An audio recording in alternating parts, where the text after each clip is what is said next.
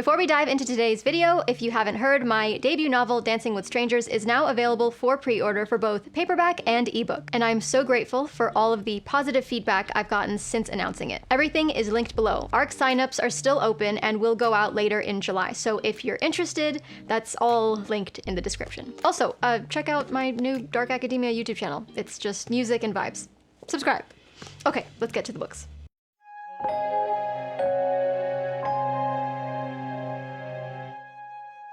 Hello everyone, and welcome back to the Neverland Book Club. Now, as always, these are not all of the titles I've read so far this year, but they are the ones I thought were most noteworthy. I've been lucky with the books I've been picking up this year. I don't think I've read one book under 3 stars in months. Januaries by Love of My Life, Olivie Blake. Sorry, Pablo. This mesmerizing collection of short stories spins time and magic into something intimate, aching, and unforgettable. Olivie Blake's prose is, as always, just gorgeously lyrical. Each sentence feels hand-stitched, precise. The stories themselves are quiet and strange, orbiting themes of love, regret, and the infinite what-ifs of existence. At the heart of this collection is the idea that time is not a straight line, but a tangle of choices. Every tale feels like a pocket universe, complete unto itself, yet stitched into a larger tapestry. Magic is woven gently through the narratives, not flashy or boastful, but subtle and haunting, the kind of enchantment that lingers between the hours of 1 and 5 a.m. What made this collection so special to me was the way each story ended, not with a bang, but with a sigh. Each conclusion is perfectly formed, poignant, satisfying. If you're looking for something that blends literary elegance with speculative wonder, this book. This one right here. 5 stars. All right, next. We gotta talk about it. Deep End by Ali Hazelwood. It feels like every time I make one of these videos, it's just an excuse to talk about Ali Hazelwood. And no, this is not going to be a whole response to the whole Ali versus Peter Malark thing that's going on TikTok recently. I actually wrote this video like 2 days before that whole thing happened, and that's not why I'm here, so that's, yeah. Now, in the past, it's felt like I only ever turned the camera on just to vent about the latest Ali Hazelwood book. But surprise, I loved this one. And it sucks that it's the only book of hers I don't currently own in paperback. I own all the rest of them. I know, the irony. I knew she was good. See, I could feel it in my reader's bones. I knew it. She's been getting better and better for me, especially when she starts to stray from the skeleton of her earlier works. With Deep End, she broke her own pattern and gave herself so much more creative freedom, which I felt allowed the characters to grow internally and externally, with real, believable pacing, as individuals and as a couple. Also, it was pretty hot. The addition of kink was subtle enough for readers who aren't familiar with that world, yet still spicy enough to provoke a full-body reader response. This college romance takes place at Stanford University and revolves around the academic and aquatic lives of Scarlett and Lucas. Our FMC is, yes, a woman in STEM, of course, but also a world-class athlete and competitive diver, carrying a bit of athletic PTSD. The MMC is broody, mysterious, captain of the swim team, and a literal world champion. And listen, I remembered their names. That's how I know I actually fell in love with these characters as they were falling in love with each other. If I had to recommend just one Ali Hazelwood book, it would be this one. With high stakes and a plot that moves as fast as these Olympic-worthy characters, I felt so proud of Miss Hazelwood for this one. I also recently read Problematic Summer Romance, and I'll definitely talk about that one in a future video, but just know I still think Deep End is her best so far. Next, we have Onyx Storm, a full-throttle adrenaline rush from beginning to end. This is the 3rd installment in the Fourth Wing series, and it absolutely delivers on the high-stakes, emotional tension, and midnight gasping twists I've come to expect from Miss Rebecca Yarros. I flew through this book like a dragon out of hell. Pun intended. Among other things, Miss Yarros is great at pacing. Just when you think you can breathe again, she throws another fireball your way, sometimes literally. The action scenes are cinematic and intense, but never lose sight of the characters' emotional arcs, which makes every battle feel personal. What sets this series apart from other romanticises is perhaps how it maintains the energy and heart of the characters while continuing to raise the stakes higher and higher. It's fast, fierce, and honestly just fun in the most unhinged, dragon-filled way. And I just love the dragons. Their personalities, their abilities, their involvement with the story and their writers, just everything. It's fun. It's hyped for a reason, and I dig it. All right, we're gonna stick with Rebecca Yarros for just another moment. with Variation, a complete genre shift from her Fourth Wing series. Variation carries the same emotional punch, sharp pacing, and unexpected twists that make Rebecca Yarros' romantasy books so addictive, but with a grounded, contemporary setting. The characters are just as vivid, the stakes just as heart-wrenching, and the world feels more intimate and familiar. It's a softer kind of intensity, one that sneaks up on you rather than roars. Like a dragon. If you love Miss Yarros' signature style but need a breather from all the dragons and magic, this is the perfect palate cleanser. It's heartfelt, beautifully written, and still packs that emotional wallop Yarros is known for. Okay, these next two are novellas, and I read both back to back in the same day because I just couldn't put either of them down. We have The Fall Risk and Worst Wingman Ever by Abby Jimenez. Boy. Hi.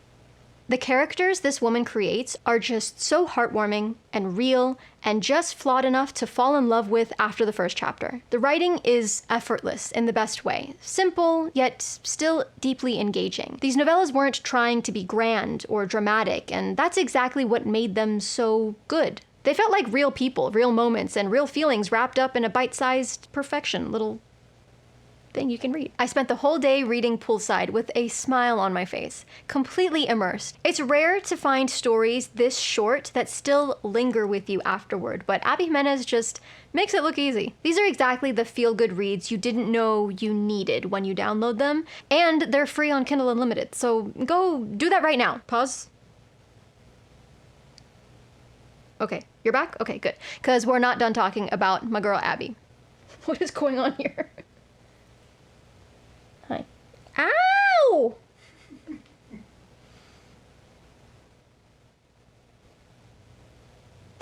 All right, thank you. This book right here, actually broke me. Like, I didn't feel well while reading this, but like kind of in a good way. If you read, you know what I mean. This is not meant for those of us who are mood readers and just looking for a bit of light reading.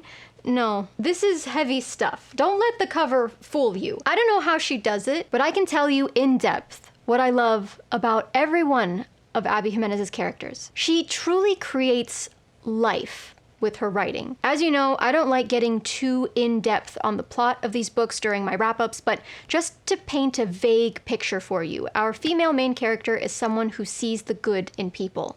She's an optimist, a ray of absolute sunshine in the least annoying way you can imagine. Our male MC is the opposite, a cynical, broody, tall, seemingly emotionless veterinarian with a heart of gold inside a stone enclosure. Their meet cute is great, their first date is great, and the remainder of the novel presents the most real-life obstacles everyday couples fight through. Family and sibling dynamics, unresolved parental trauma, the ever-present grief of saying goodbye constantly in life. I can probably go on and on for hours about what I loved about this book and how deeply it made me sob.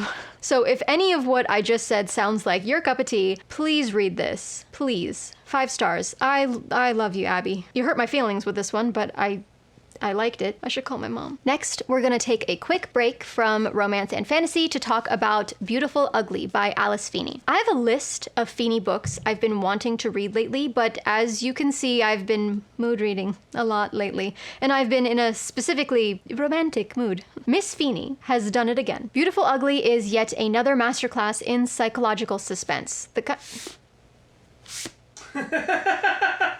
Suspenseful. The kind of twisty, mind-bending ride that makes you question everything, and then question it again. From the very first page, you think you know what's going on. You think you've got it figured out. And then you find out Miss Feeney has been gaslighting you this entire time, like a toxic ex you just keep coming back to. Her writing is razor sharp, every chapter loaded with quiet tension and carefully buried clues you won't realize were important until it's just staring you in the face. This is one of those rare thrillers that doesn't just pull the rug out from under you once. It does it repeatedly without ever losing coherence. The characters are compelling, flawed, and so unreliable that you'll find yourself second-guessing every thought you have about them. And somehow that's what's fun about it. You're not just reading a book, you're being played, and for some reason, that's fun. I highly recommend this one if you're in the mood to mix up that constant steam of romance. Steamy stream of romance. even though there's nothing wrong with a constant stream of romance. Let us read what we want. All right, bringing it back around to romance with Great Big Beautiful Life by Emily Henry. There are certain names within this genre that are a guarantee, and Miss Henry is most definitely one of them. I find the feel of her novels to be somewhat akin to Abby Jimenez, but entirely different when it comes to style and character. Writing her own flawed, perfect individuals into the most intricate and interesting settings. Her talent for inciting incidents and character motivation is outstanding, especially when you think about the emotional trauma she puts her characters through. Her books always feel like a conversation between the head and the heart. Equal parts introspection and tension. Great Big Beautiful Life is no exception. It's not just a romance, it's a story about living, really living, after pain, after disappointment, after everything you thought would define you has shifted. Reading it felt like slipping into something familiar and safe, only to be unexpectedly punched in the feelings and then hugged afterward.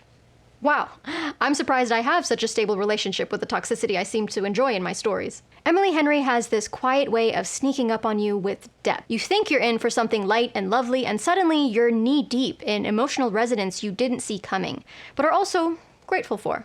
Okay, we finally made it to the last book on our list for today, and a book I've been meaning to read for literal years. The debut novel of our literary Beyonce, Sarah J. Maas, Throne of Glass.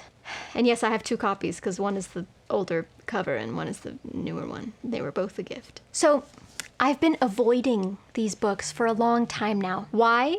Because I don't want it to be over. I know once I start, I won't stop. And that absolute gut-wrenching, head-pounding, toe-curling, sob-inducing hangover I felt with every single ACOTAR or Crescent City book is just waiting for me. And although I am a masochist, I try to only torture myself in moderation.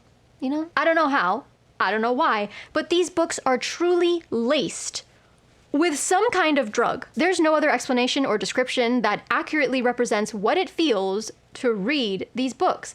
And if you feel the same way, you know I'm not exaggerating. If you don't, then I'm sorry, but you're on the outside, sweetie. It's cold out there. I will say though, reading this, knowing it's the first in an 8-book series, and knowing how SJM likes to toy with us because she's as much a sadist as we are masochists, I know there's much more to come. I kept making parallels between Selena and Feyre and Bryce, but they truly are their own characters. The main plot of this first book is so surface level with so much world building laced beneath it. It did remind me a lot of A Court of Thorns and Roses. How the first book is just a setup for one of the greatest stories ever told. An introduction to characters you'll hold with you for the rest of your life, probably. I feel things so deeply. It's a gift and a curse. Anyway, I want to do more short form content based on my current reads, so if you'd like to join me on my journey back into the SJM universe with this series, all the follow links will be in the description below.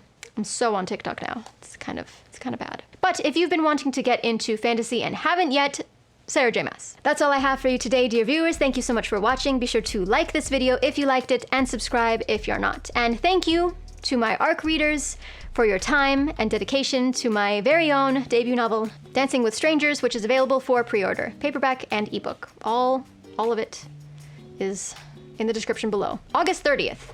That is when you can read it. August 30th, but you can pre-order it right now. Right now. Right now. Go do that. Okay, you're back. Good. Also, if you're in the mood for a little dark academia background music, be sure to subscribe to In My Reverie. Everything today is linked, as always. Today, every day. Including the Amazon affiliate links to all of the books mentioned in today's wrap-up. Our shout-out goes to everyone who's pre-ordered the book or has left the most wonderful comments while filling out the ARC sign-up. I've been a little overwhelmed by the positive feedback, and it's just been so inspiring for me to keep writing, which I've been doing. I may or may not have started writing a completely new project and have over 13,000 words for it already done, so stay tuned for that. It's smut. It's more smut. All right, I'll see you again soon. Wow, my foot is... can't feel a thing. Pre-order Dancing with Strangers. Stay lost, keep reading. Goodbye.